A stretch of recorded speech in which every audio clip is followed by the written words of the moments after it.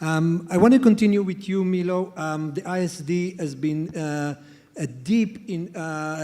deeply studied the work of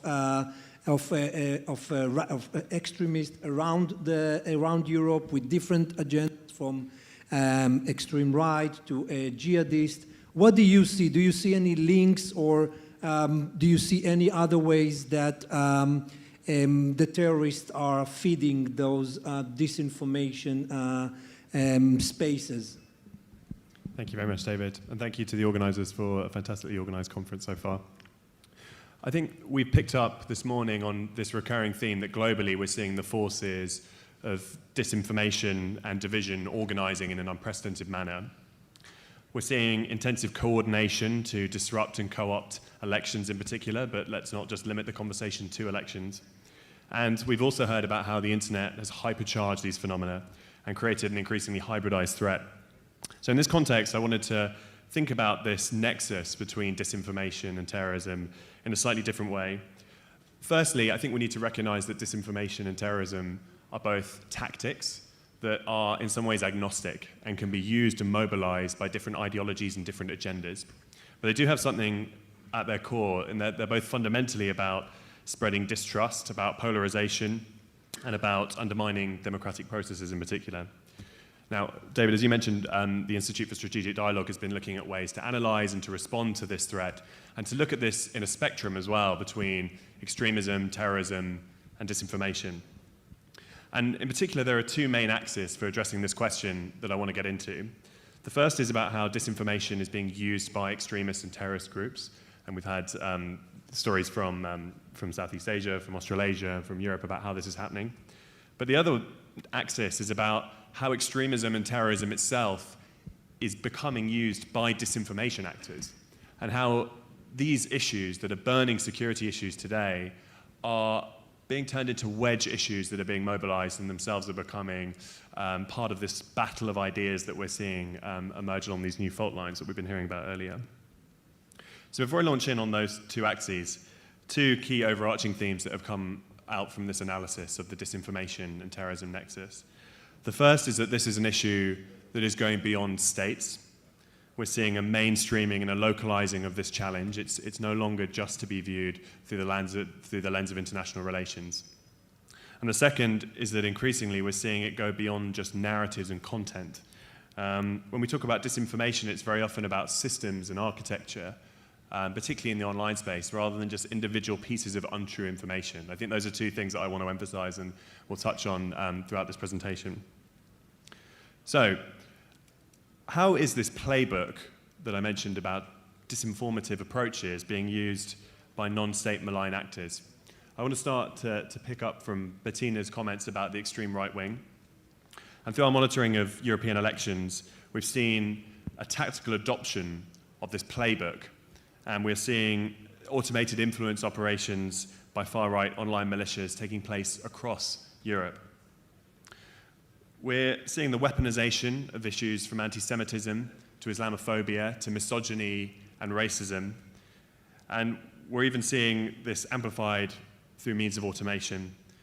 Through our studies of the European parliamentary election that took place earlier this year, we saw hundreds of Facebook pages, hundreds of Twitter accounts, and hundreds of YouTube channels that were actively engaged in a new culture war around narratives that is increasingly internationalist, increasingly about collaboration between extreme right-wing groups across borders. And is shifting away from some of the tactics of information warfare that we've heard about earlier and towards narrative competition and promotion of these sort of culture wars around these wedge issues that have been identified. Everything from the role of Muslims in Europe to questions around immigration, but also issues like climate as well are being caught up in these kind of competitions of narrative that are increasingly characterizing the disinformation we're seeing today. So that's some of the kind of high-level trends that we've seen from analyzing a number of elections across Europe in the last couple of years.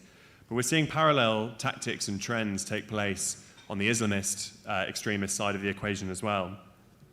Both violent and non-violent extremist actors, from Hizb ut-Tahrir to ISIS, have been targeting Muslim voters across Europe And ISIS targeted Muslim voters in America in particular to try and encourage a lack of participation in democratic processes and to drive a wedge between Muslim communities and majority communities across the West.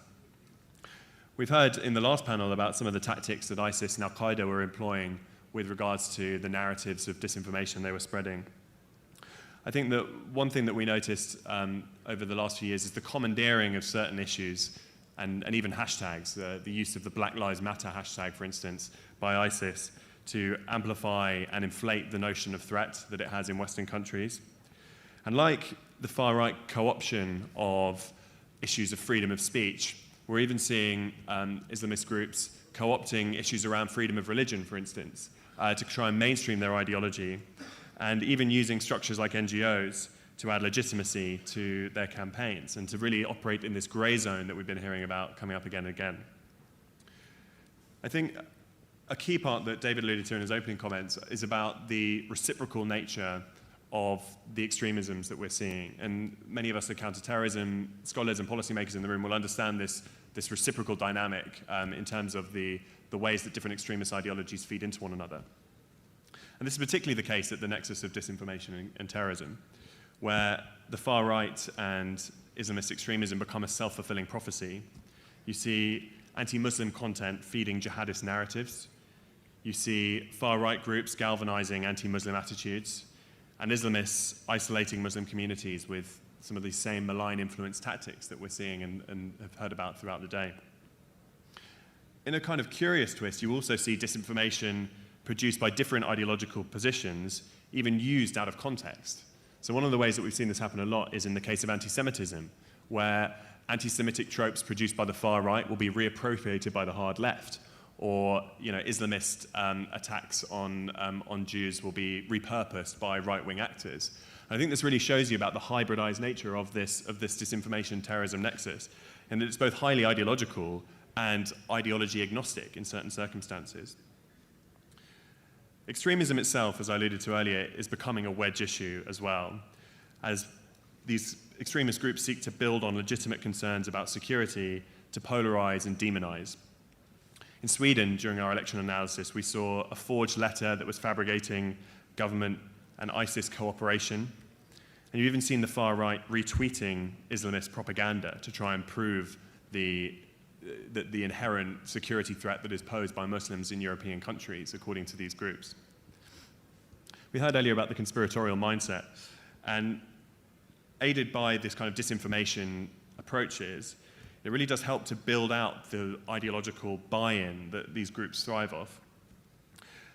And it doesn't even need to be about untruth. It doesn't need to be spreading lies. It can be a curated version of the truth. And something that came up again and again in our analysis of elections was the curation of certain sets of stories. For instance, Muslim crime maps that just picked up examples of Muslims carrying out attacks. And we've seen similar things with Breitbart's highlighting of black-on-black violence. And so I think we're entering a much more difficult situation where we're seeing not just the need to correct untruths, but the need to break down these systems and these architectures that are about framing truth in a very specific way. And this is why I talk about the shift in disinformation from the more traditional information operations approach towards this kind of narrative warfare and this battle of ideas, and even these extremist groups using the framing of a battle of ideas to make it seem as if we are seeing a kind of fair game, particularly in the online space. But as I'll get onto later when we talk about policy recommendations, actually the online space is very skewed, and it's not a level playing field at all. And I think that's a key part of how we understand how we're going to respond effectively to this challenge. Thank you so much. I mean, you really opened a whole field of opportunities and threats that exist within this information. And I must admit that when I started preparing myself for this conference, the links between disinformation and terrorism were not natural to me. I'm 25 years in the business of counterterrorism, but it didn't come naturally to me to connect disinformation and terrorism. And the more I learned, the more I've been exposed to research that's produced by yourselves and by your peers, I figure out that actually terrorism and disinformation are so interlinked that you cannot even think about one without the other. When you think about the concept of terror, of instilling fear in society, there is no better way to do it than, as Bettina's research shows, than disinformation, because you instill fear.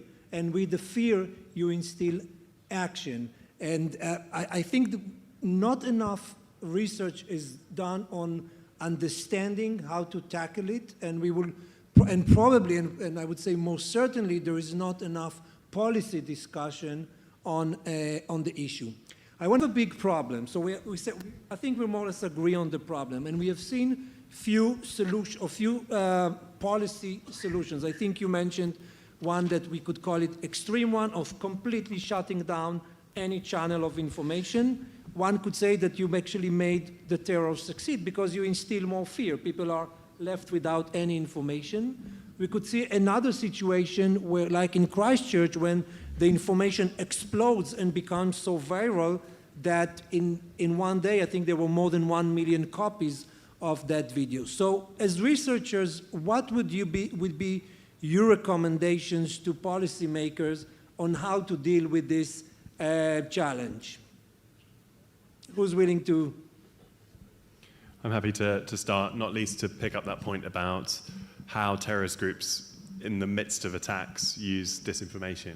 I think something that was quite striking during ISIS's high point throughout 2015-16 was how reluctant it was to use disinformation around terrorist attacks, and actually how this idea of credibility and brand was very important. It was only laying claim to those attacks that it could verify. It claimed to have a very robust methodology for identifying attacks. It wasn't just off social media rumors. It was about checking in with a soldier of the caliphate on the ground in Doha or in Mindanao or so on. And this comes to a very interesting point of almost conflict within terrorist groups and how they use disinformation. On the one hand, they thrive off uncertainty and they thrive off polarization within societies. On the other, they actually require a great ideological certainty to encourage people to carry out attacks in the first place. And to bring this full circle to a point that Mike made, you were talking about the in the wake of the attack, was it in the Powys attack about the use of the hashtag Jews did 9/11? Pittsburgh. And this ambivalent relationship that exists between conspiracy theories and terrorism. And this is something I wanted to pick up with Bettina as well.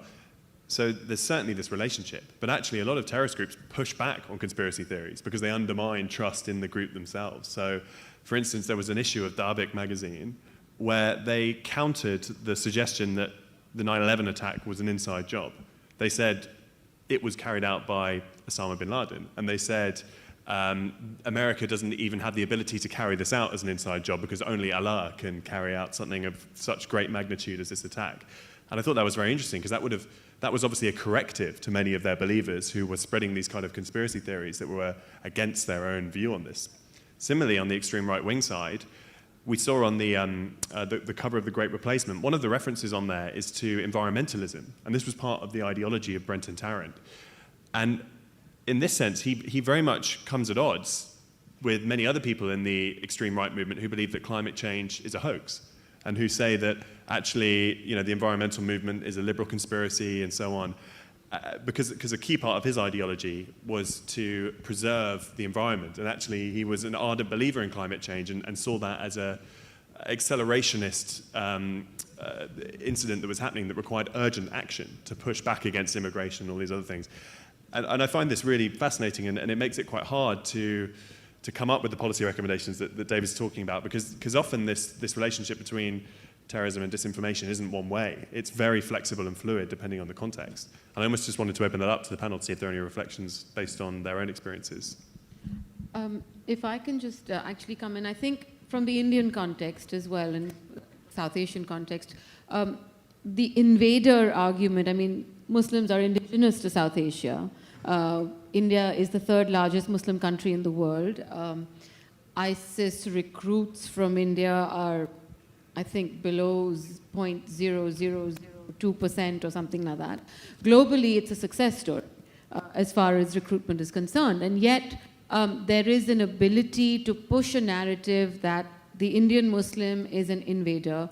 The Indian Muslim came with the Mughals who don't belong, they're not indigenous. That India has, conflicts along so many borders, and the conflicts come from Muslim-dominated countries.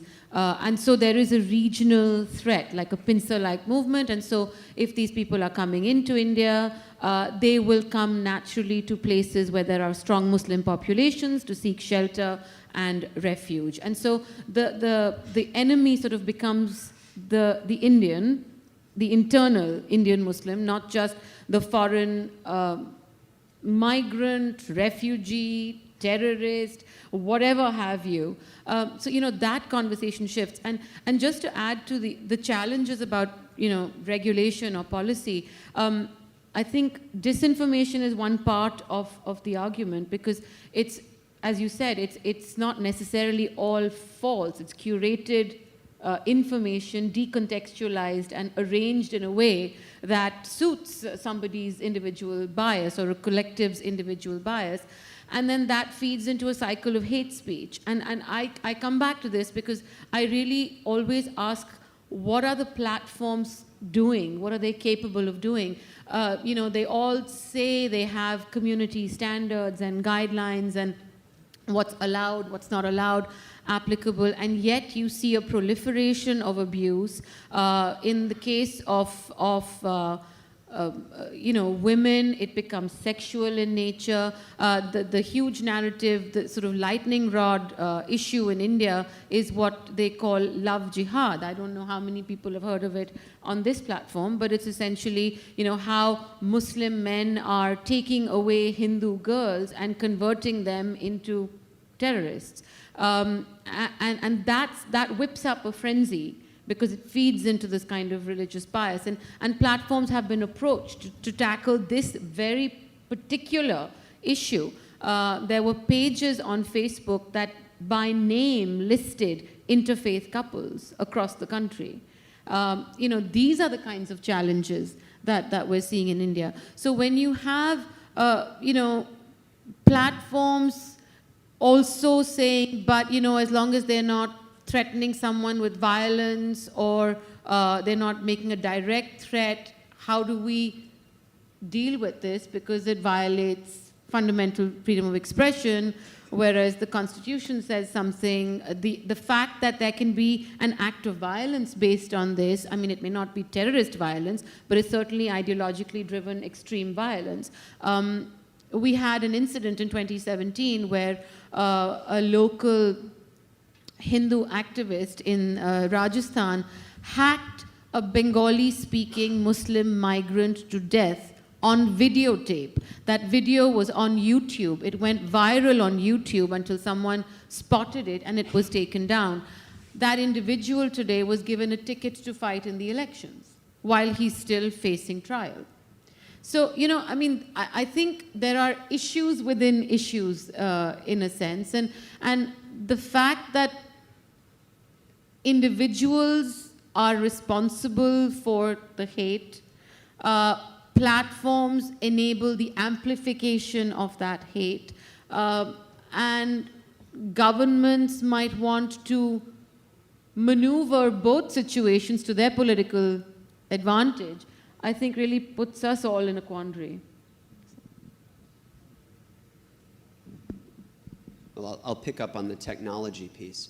I think one of the components that the report discusses is the need to push the technology companies. I mean, I think that they are getting better.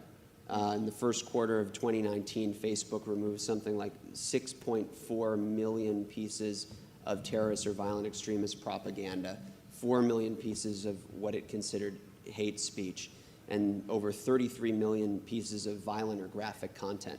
So I think, one part of this is having an honest conversation, because you often hear, or we have heard from the technology platforms, well, we have to offer a space for speech, for free speech and neutrality.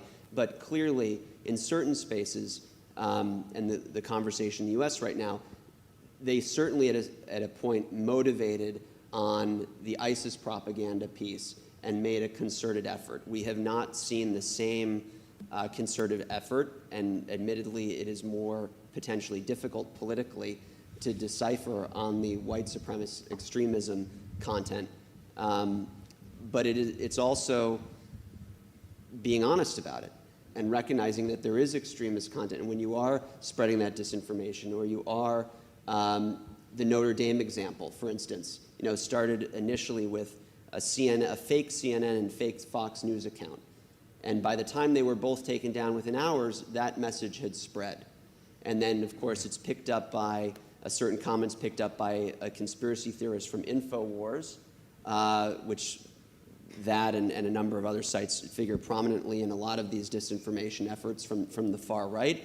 And then it moves from there. And then we move into the videos and the memes, which get much harder to deal with. One component, I think, with the technology, though, the Communications Decency Act in the United States, which is often referred to as the 26 words that help create the internet, right? That prevents, that it provides for limited liability or removes liability from these platforms for certainly acting as what they would consider a conduit. But they have chosen to be more proactive in areas when they've been pushed by the marketplace. And I think that needs to be pushed extensively. And we've also seen legislative action in the US, certainly when sex trafficking, when it was realized that these platforms were being used extensively for sex trafficking, Backpage and others, Congress amended the statute and action was taken. So there are legislative tools in the US that we, I think, need to be examining and looking at to deplatform some of this speech and at least have the conversation about it. I could not agree more that whatever solution we want to come with, it has to include a deep partnership with the private sectors. And I also would agree with you that we are now in a situation where there is a lot of willingness and on the side of the companies to do the right thing. If the reason is because pressure for governments, be it, if the reason is because of reputation risk, be it, but you could see that at least the big platform, the mainstream platforms, want to stay clean. The problem probably will remain for those platforms. They don't have any interest in remaining clean, and how do you deal with them? But I want to move to you, Bettina. You promised us few recommendations, and then you said, I'm going to keep them for later. So, okay, please. Yeah. So I first think we really have to, you always spoke about like counterterrorism, countering terrorism, whereas I'm a radicalization researcher, and I actually said, let's tackle radicalization and start there, where actually attitudes like get formed, get built. And I think if we look at, of course, countering radicalization and disinformation, the role it plays there, it's a completely different approach. No, it's not a completely different approach, but it has some different aspects. And I mean, of course, which is really, really important there as well, is the spread over the internet. Especially, we have like rising numbers of right-wing populists, which are actually not, some of them are not extremists. They might turn into extremists, but I think this is very difficult, or it's a crucial part where we kind of have to intervene. And the problem is with information online and all that user-generated feeds where you literally just see and consume whatever you kind of have filtered is very, very dangerous. So I think, looking from more counter-radicalization aspect, we also need to think about the underlying psychological mechanisms. Maybe there are differences in cognitions, maybe in critical thinking, stuff like that. Maybe we have to go and work together with schools, that they educate children more how to process and how to deal with information and disinformation online. This would be kind of, for me, a grassroots approach where you start.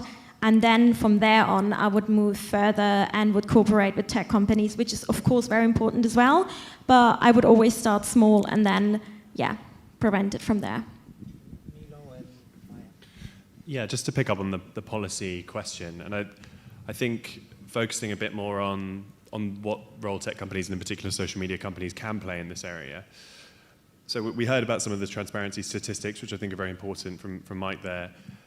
And I think another point where the terrorism and disinformation space are quite similar in that they're both quite content focused. They're still quite focused on items of content. And actually 6.4 million pieces of content removed doesn't tell us anything about what's actually happening with regards to challenging the environment, the ecosystem, the architecture that is facilitating this challenge online. There's only so far we can get by detecting and responding to these kind of disinformation campaigns and implementing these sort of commitments to transparency.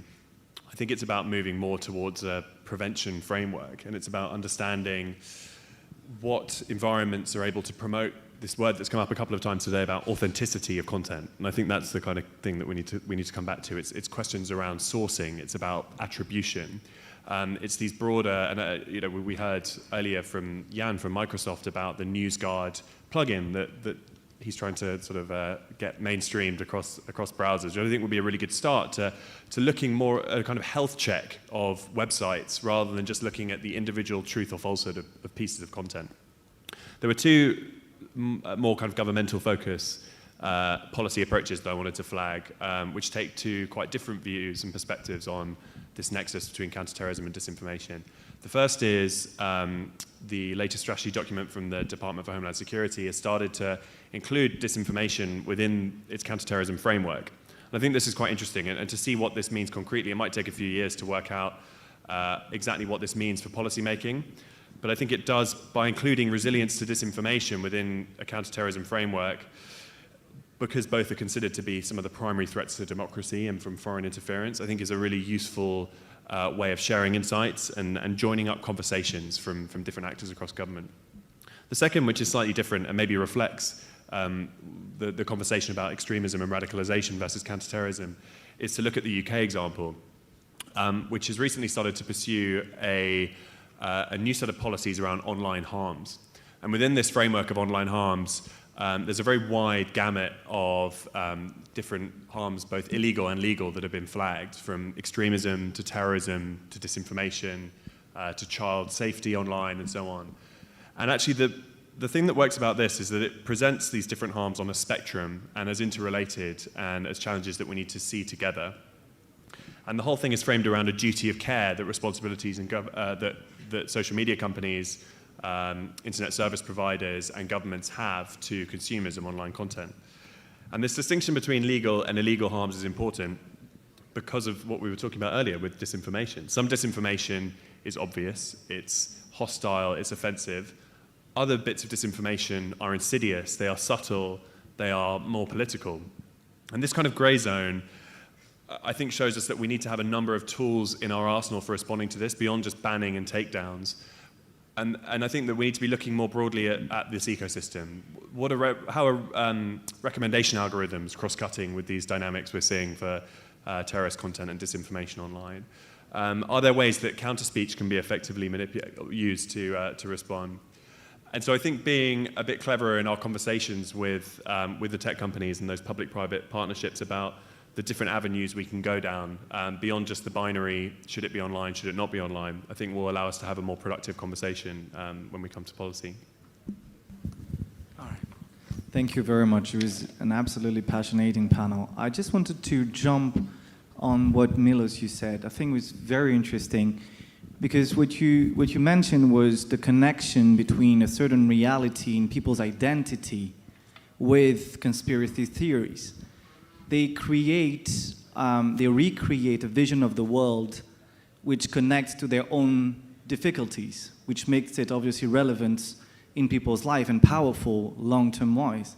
And they do that both in right-wing extremists and jihadist extremists. So what my point is, and this is my questions for all the panel, when you have people believing that capitalism, Jewish, Hillary Clinton, or someone else, all together linked in a vast magma, are responsible for their own living condition and inability to thrive in this society, or just to connect or have their voice heard, where does the government's, Occidental governments I mean, responsibility lie into spreading, what you mentioned, authentic voices, or how can you measure or better responsibilize these governments with respect to the messages they're giving? Because for the moment, their credibility, even the legitimacy in people's minds is very, very low. Just a quick reminder, one statistics, 2 out of 5 young people in the US think that dictatorship is more relevant for their political future than democracy. So we are at this stage, I think. So I just wanted to have your opinion on I've that. actually Thank you. measured something very similar, and we had like similar results with Germany. Just for that, what you said today. Anyone before we, I think we are over time, so very quickly, and I think we'll have to wrap up the panel. So please, Milo. Sure. Yeah, no, happy to respond to that. That's a great question. And what you were describing in terms of conspiracy theories, these kind of very elaborate worldviews that make sense of people's individual challenges and grievances is as true for extremist ideologies as it is for conspiracy theories, and another point of overlap that is very important. And yeah, I mean, the point about who is the most credible actor is central to this question when responding to this.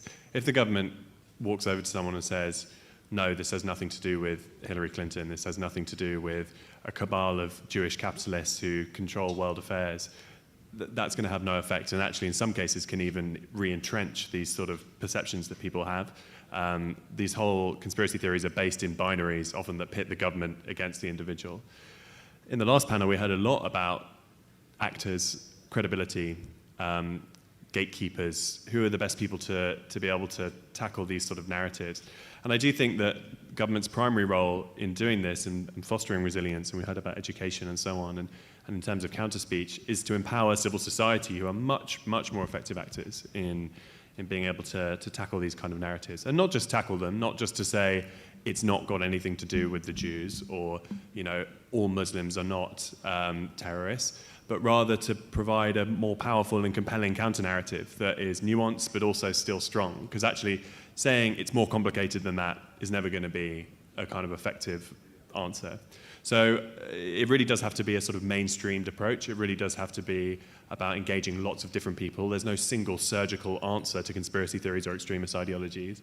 It's much more of a market-based approach. It's about flooding the market with different perspectives. And actually, I think government's role isn't so much about sort of direct response and action as much as empowering that marketplace so that it can be sufficiently regulated and well-equipped to deal with the scale of the challenge. So with the words that you used, Milo, it's complicated, or it's more complicated. I think we could summarize the session. The challenge is extremely complex. It's not something that we could have hoped by the end of this session to come up with a list of policy recommendations that will solve the problem. Clearly, we're far away from that. But even to identify that this is a complex challenge and not something that could easily be solved is a huge step forward. And for that, I really want to thank, and I hope you can join me in thanking the great panelists that we have here. It's been a fascinating and very enriching discussion, which I hope we can continue through the GRN and through the coffee breaks that we will have very soon, I think, right? Thank you very much.